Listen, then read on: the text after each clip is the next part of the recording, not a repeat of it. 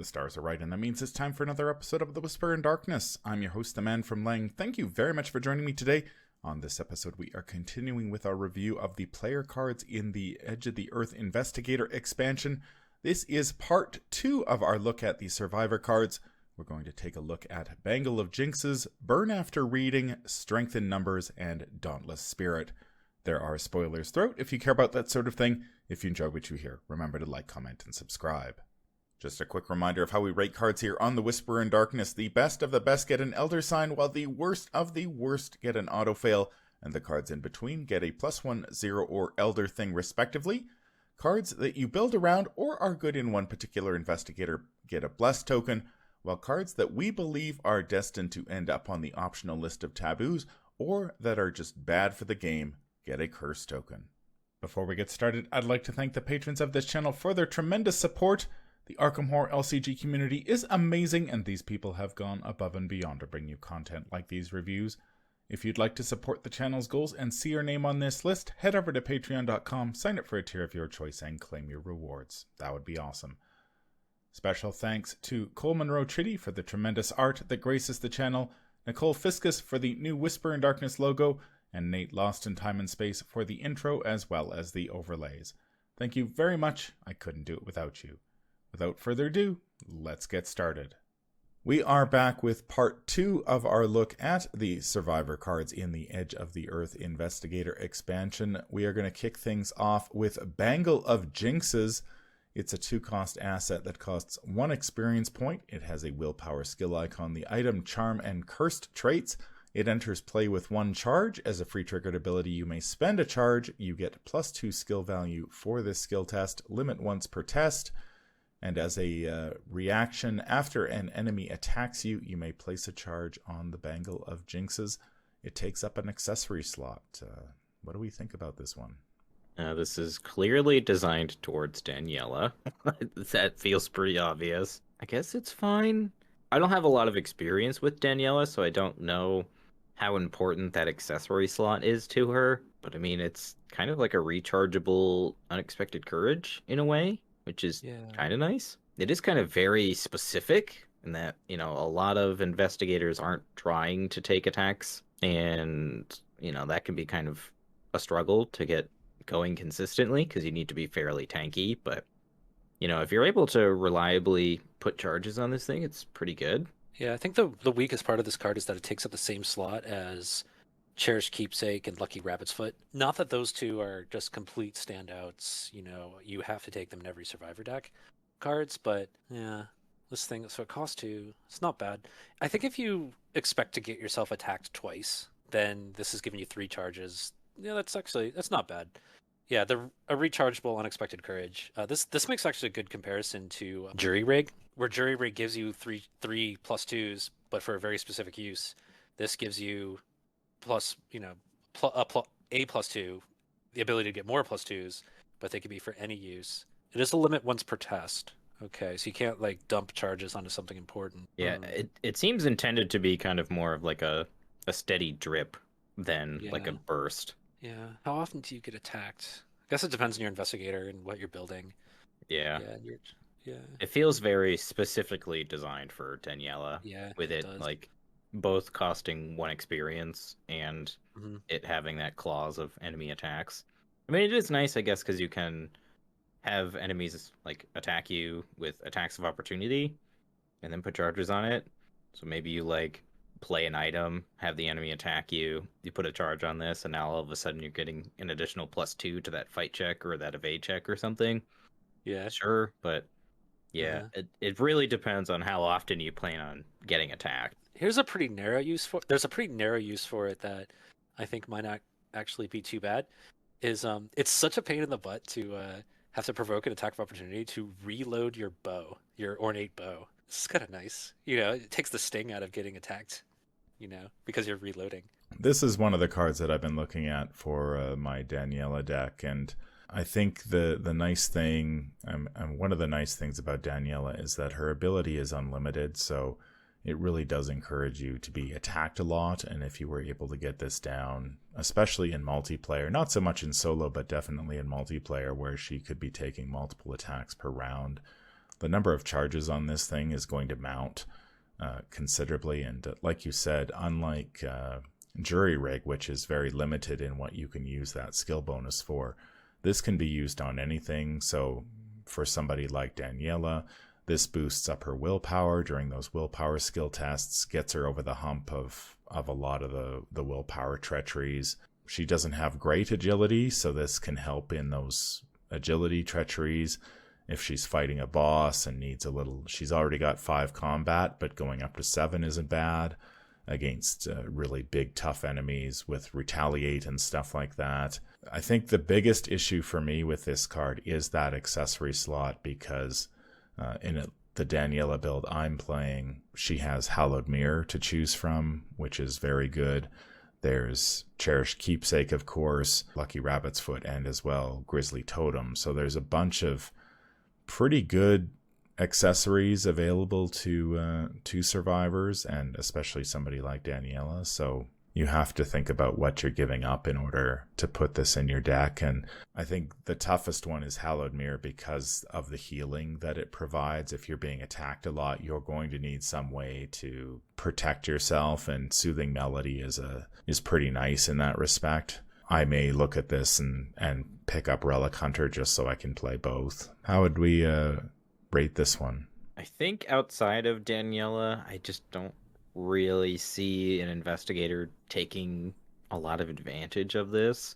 I'm trying to think, because like Yorick probably wants Cherished Keepsake because he can recur that over and over again, and he's killing enemies, not really getting attacked by them. Kind of the same deal with Tommy. It doesn't have health or sanity, so he's not getting resources out of it. Yeah, I find it just hard outside of Daniela to even find a deck I would play this in. So but couldn't Tommy say play this with his allies, and then he wouldn't mind being attacked because then he can sack his allies in order to get the resources, and then you're getting a +2 skill value on top of that? I guess. Yeah. But I think sort of on the same line, though, is that Tommy ends up just kind of killing enemies before that really happens. And that's kind of the issue. It's just, I feel like as players, we're sort of been psychologically bred to just kill enemies on sight. Yeah, it's true. So how would you rate it, Nate?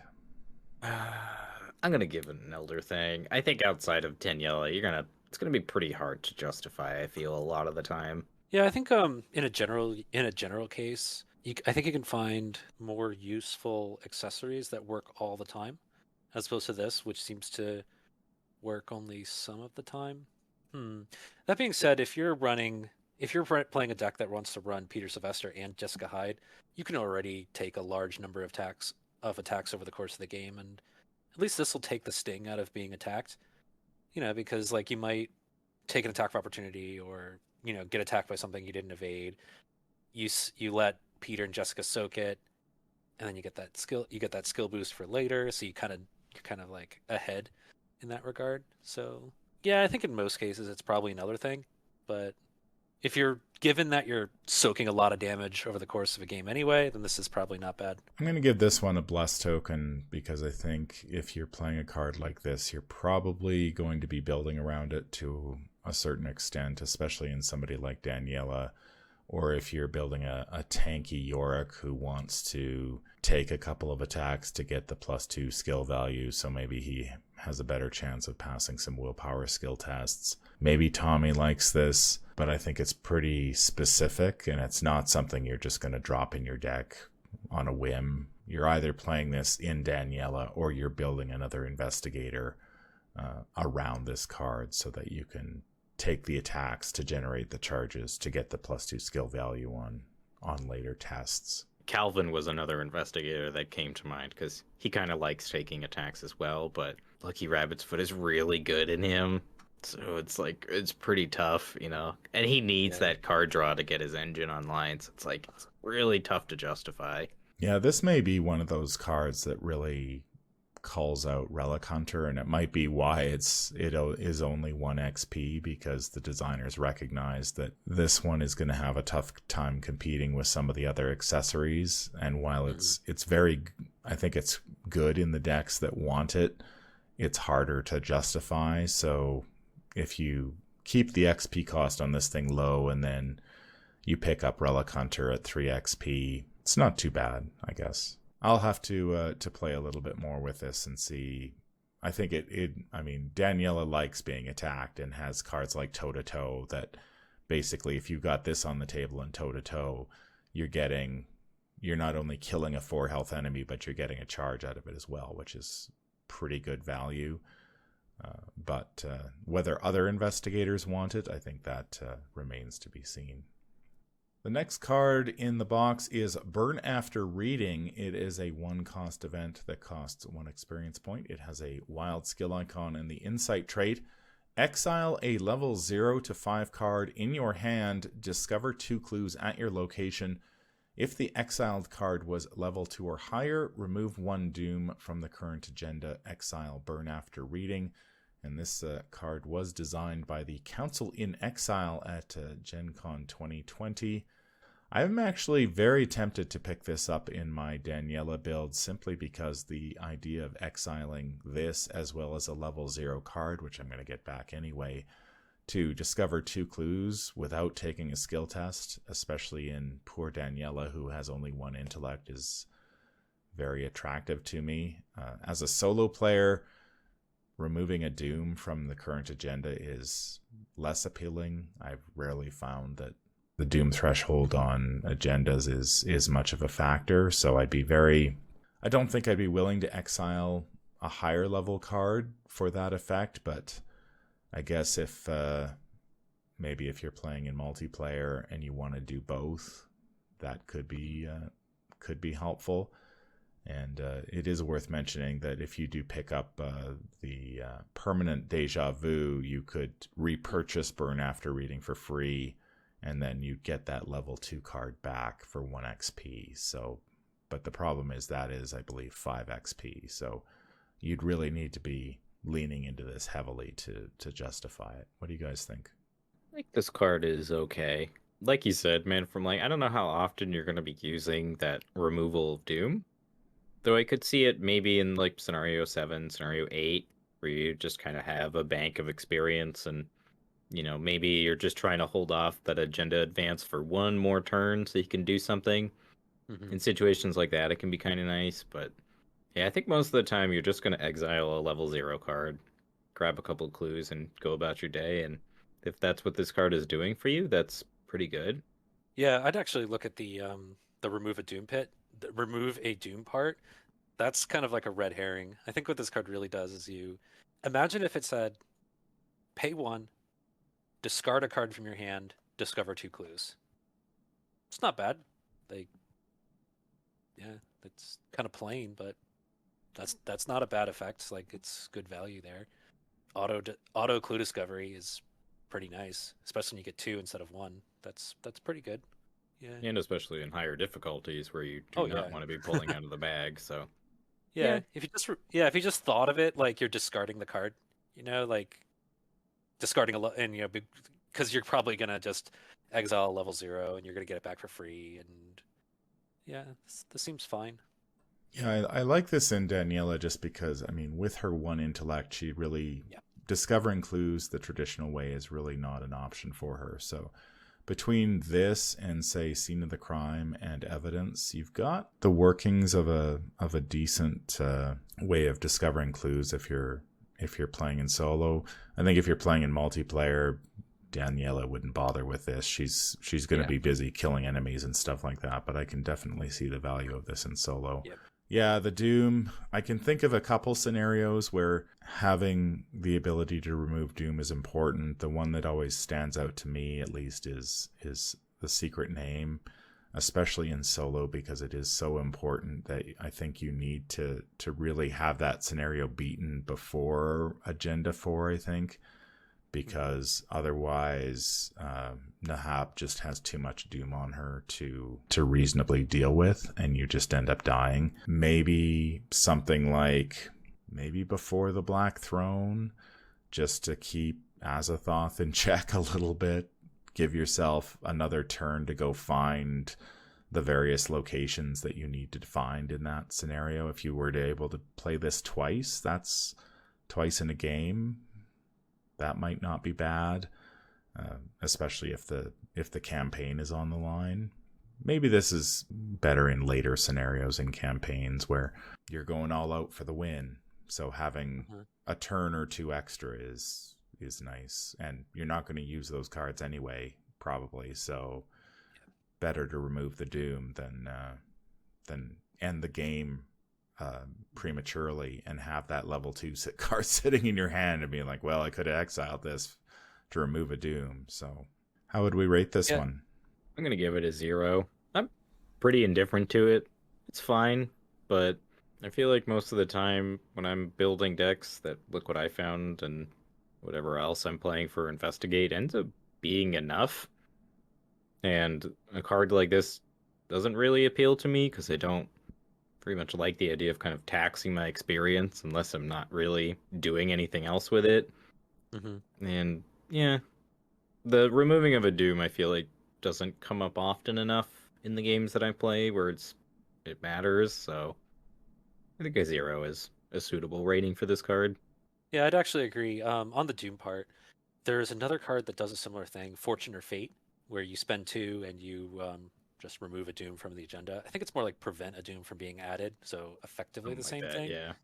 Yeah, but you don't exactly see that in every single Survivor deck on Arkham DB or anything like that. So it just seems to me that most Arkham games are won or lost before the Doom clock really matters. Yeah, so like I said, I think the remove a Doom bit is kind of that's the red herring. Just look at this as like a proactive look what I found. And there are probably some decks that could make that work, where you're not failing to win all the time and it just works. So, it works in like Daniela. I wouldn't run this over like Scene of the Crime though. It seems like a cherry on top clue discovery tool. Nothing like to really build your deck around or anything like that. So yeah, I'd give it a 0 just for the clue discovery alone. Yeah, I have trouble giving this one much more than a 0, I think, just because, again, the Doom rarely matters in most circumstances. There are games that come down to the final turn, but those seem to be few and far between and difficult to prepare for. And if the game is coming down to the final Doom, there's usually something else has happened that's far worse than the Doom clock. You've either been swarmed by enemies, or you're having trouble discovering clues, or something bad has happened and you're playing from behind. And I don't necessarily know if one Doom is going to make the difference a lot of the time, but I do like the ability to discover 2 clues without taking a check. I found in Daniela that besides the 2 intellect skill icons, Look What I Found doesn't do quite enough for her because she's just got such a low intellect that you need to use it at Look What I Found is already somewhat tricky to use because you're trying to fail by a certain amount, and in Daniela it's even harder because there are so few locations where she can play it easily. So I like this as a tool in her, at least, and perhaps there are other investigators who like this. And of course, if you're going all in on the whole exile shtick, then you can pick up something like Deja Vu and get this card back and that level 2 card for a pretty reasonable XP cost. So it's not too bad. The next card is Strength in Numbers. It is a skill that costs 1 experience point. It has 1 wild skill icon, the innate and synergy traits. Strength in Numbers gains a wild skill icon for each differing class among cards you control. At worst, it's another copy of Unexpected Courage, which was already pretty good. If you're playing an investigator that has an off class, this has 3 wild skill icons. You can max it out at 6 if you somehow go all in on synergy. 6 seems overkill, but 2 to 3 wild skill icons is not bad for 1 XP. Yeah, I think if you're able to get reliably 3 out of this, it's worth it. I think at 2, just play Unexpected Courage. But yeah, 3 and up, if you're able to reliably get that, this card is going to do some solid work for you. Yeah, I feel the same way. If your deck is such that, like you have an off-class permanent, like forced learning or something, that lets you start the game off with this always providing at least three wild icons, then I think this is great. So like if you start the game with it always providing three, and then your deck lets it ramp up to 4 or 5, then like I think that's the sweet spot for this card. This is actually like pretty good. That being said, if your deck is if last chance is more appropriate for your deck, use that instead. Like if you're say Ashcan Pete and you run with a very slim hand all the time, I wouldn't play this over like last chance or some of the other survivor cards that are like more specialized but provide a ton of wild icons. But in a general sense, I think this thing is actually pretty good. Yeah, it's a very straightforward card. When you build your deck, you know how much this is going to do, and of course, if you've got the permanents out, this is already gonna be have enough wild skill icons right off the bat. How would you rate this one? I'm gonna give this one a +1. I think it's pretty solid. An investigator that comes to mind is Min. Min can take forced learning and short supply, and then she could play scavenging, and then this card is really pretty good.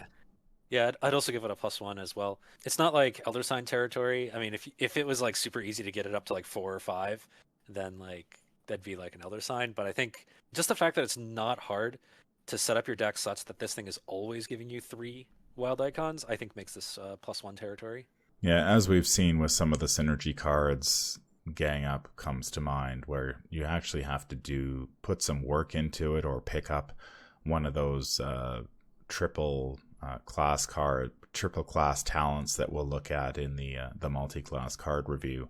They're a little bit harder to get online. This one is pretty simple from the word go. If you're playing a permanent, this is already going to be good, and then it just gets better from there. So, in most decks, it's never worse than an Unexpected Courage, and I'd probably play 4 Unexpected Courage in a deck if I could. So I wouldn't be, if I had an experience kicking around, that's not bad. And I think one thing we should probably mention is that with the release of a card like Into the Thick of It that gives you 3 experience points right off the hop when you're building a deck, a lot of these 1 experience point cards make nice additions to decks because they're so cheap. You can add a full play set right off the bat and go with them. So yeah, that's something to keep in mind as well. Another card that combos great with this is Grizzly Totem. This Grizzly Totem has 2 classes on it. That's going to reliably trigger this, and then Grizzly Totem gives it another icon. That's Boom. True. You're welcome. Yeah. Min gives it up to 5 reliably with that 1 card alone. I was thinking actually the Covenants from the Innsmouth Conspiracy. If you have an investigator and then you take the off-class Covenant. Okay, so like perfect example. Let's say Min again, and you take the Survivor Covenant. That's a pretty easy way to give yourself up to getting this thing 3 wild icons at the start. And the Covenants also have to do with skill tests. By either negating the effect of curses or boosting the effect of blesses. So this strength and numbers will fit very well in there if you're willing to take a Covenant. I would give this a +1 as well. It's pretty nice. It just gives you piles of wild skill icons, and wild skill icons are the best in the game. So very versatile, depending on what you need it for. This is going to be very nice for you, and especially if you're playing somebody like Min, who gets all sorts of tricks to add an extra wild skill icon and play cards like Grizzly Totem that can add even more. The next card that we are going to look at is Dauntless Spirit. It is a skill that costs 1 experience point. It has the innate and develop traits. While Dauntless Spirit is in your hand or committed to a skill test, it gains willpower icons equal to your combat and combat icons equal to your willpower. We've been a lot of these skills in this box have been very, very good. I was looking at this one in relation to an Agnes Baker deck. This one gives her doesn't give her many willpower skill icons, only 2, but it gives her 5 combat skill icons. So if you're building an Agnes Baker deck with something like a Meat Cleaver, man, 5 combat skill icons, you're not going to miss that often with that. For most survivors, this is going to be anywhere from 1 to 4 willpower skill icons and 2 to 4 combat skill icons. Obviously, Calvin has the potential to add the most. If he can he can easily get this thing up to 4 and 4 if he's taken enough trauma. York is also pretty good with this card because he adds 3 and 4 respectively. And obviously, these skills work pretty well on hard and expert difficulty, where you need piles of icons to pass skill tests. What do you guys think? Yeah, another investigator that can use this card is Ashcan Pete. He can like fight with Duke, and then he's got a pretty good willpower, so he's going to be, I think it's 4, right? So he's going to so he's going to be putting 4 fight into this, and then a couple willpower icons. Sure, that's fine. Yeah, I think, especially in Survivor that has recursion, this card gets a lot more stock because you're able to use it over and over again. And, I think for that alone, this is a little more appealing for the investigators that can take it. I really like this thing because it adds willpower icons based on a stat that you want to have a lot of. And willpower is kind of like the really important defensive stat. Meanwhile, combat is a stat that you want to like boost up as much as you can, if you're making a lot of attacks. So this thing can get up to being like 4 willpower icons or even 5, because remember, it adds your stat bonuses as well. If you're playing, say, Tommy Muldoon, it's going to add your beat cop, to your to your willpower with this, and I think that alone makes it like really nice. These are like the 2 good stats. They're just like the ones on physical training from the core set, and that card's pretty good, and this boosts the same 2 stats. Also, this thing definitely gets a rating upgrade because of the art. I mean, look at this thing. This guy was like on vacation somewhere. He's drinking his like, Mai Tai out of a coconut. Like, he's living the good life. He looks like he's sitting on a sun lounger there. And then like something happened and he had to kick over a table, and now he's like in a gunfight. Like, man, I want to play this scenario that this guy is in right now. That looks pretty cool. I think another investigator who really likes this is Silas. Like, man, oh man, 4 willpower skill icons, possibly more, that you can commit to a skill test and then pull back to your hand if it doesn't work out. So you can commit it, say you somehow end up in that situation where you take a Rotting Remains test, you commit this for 4 or 5 willpower skill icons, you draw the auto fail, you pull this back to your hand, and then commit it to the following combat skill test is basically 2 combat skill icons, or to a future willpower test. Man, that's pretty nice. I like this card a lot. How would you rate this one, Nate? This one gets a solid +1 from me. I was almost debating on an Elder Sign, but I think at 1 XP it's like +1 territory. I'd actually agree. This is pretty good. It takes a little work to get this up to like 4 and 4, which is when I think this thing gets like really nice. So I'd give this thing a +1 as well. Yeah, I agree. This is a +1 for me. I think there are lots of investigators in the Survivor and off-class survivors who can get a lot of value out of these skills. And man, there hasn't been really a bad skill in the bunch as far as this particular style of skill goes. They've been very strong all throughout this set. I think the designers have gotten much better at making skill cards. I think before they were very hesitant to give you even like 3 icons on a skill card, but now they're just chucking skill icons on cards. And I don't think that really affects the power level of them so much, because they're one and done most of the time, and they're not drawing you cards, so they're not replacing themselves. So you kind of have to like have a decent amount of card draw for skills to be good. That's going to do it for part 2 of our look at the Survivor cards in the Edge of the Earth Investigator expansion. Do you agree or disagree? Let us know in the comments down below. Any final thoughts on this batch of cards? I feel like it's pretty clear the designers want you to play skill cards, because the skill cards are good. Yeah, they are. Yeah, we didn't get a bad card of the bunch here. We didn't get any like Elder Signs, but Survivors are doing pretty well, getting a decent pool. Yeah, the thing I like about the Survivors, the Survivor card pool in general, is that a lot of the cards, they're not particularly flashy. They don't have crazy, outrageous effects a lot of the time, like we've seen on some of the other cards, especially like Rogue and Mystic stand out to me, like really kind of difficult to wrap your head around a lot of the time, or require a little more thought. A lot of these cards are pretty straightforward. It's just like, Am I attacked? I get a charge that I can spend on other skill tests. Here's a skill that gives me a lot of icons. I'll just commit it to a skill test. They're very straightforward. Burn after reading.